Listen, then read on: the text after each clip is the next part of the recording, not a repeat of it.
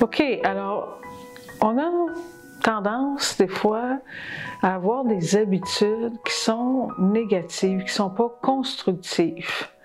Quand on s'en met, premièrement, quand on s'en met beaucoup trop, il s'agit d'élaguer et d'aller directement dans l'essentiel.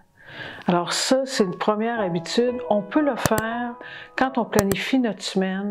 Y a-t-il des choses que je peux enlever? Y a-t-il des choses qui sont vraiment nécessaires? Alors ça, on enlève ça. Et essayer de condenser. Quand on a des choses à faire, exemple l'épicerie, aller faire des courses, est-ce qu'au lieu d'arriver et de dire « je ne me suis pas préparée avant, j'arrive, je ne sais pas ce que je vais aller chercher », en fait, c'est comment on peut économiser notre temps. La deuxième chose, comment on peut regrouper les activités qu'on a à faire, ce qu'on appelle entre guillemets des obligations, hein, des choses, ce que, bon, j'ai à aller mettre de l'essence, j'ai à aller chercher, bon, je vais aller à l'épicerie, d'autres trucs. Comment je peux regrouper ça pour aller chercher du temps?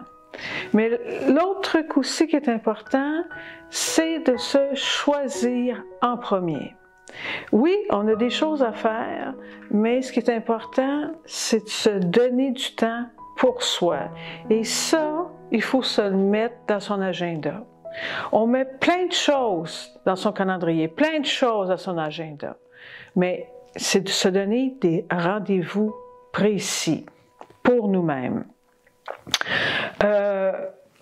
Autre habitude, les gens avec lesquels je parle, est-ce que ce sont des gens négatifs ou positifs? Qu'est-ce qui fait qu'après, comment je me sens? Est-ce que j'ai senti que la communication était constructive?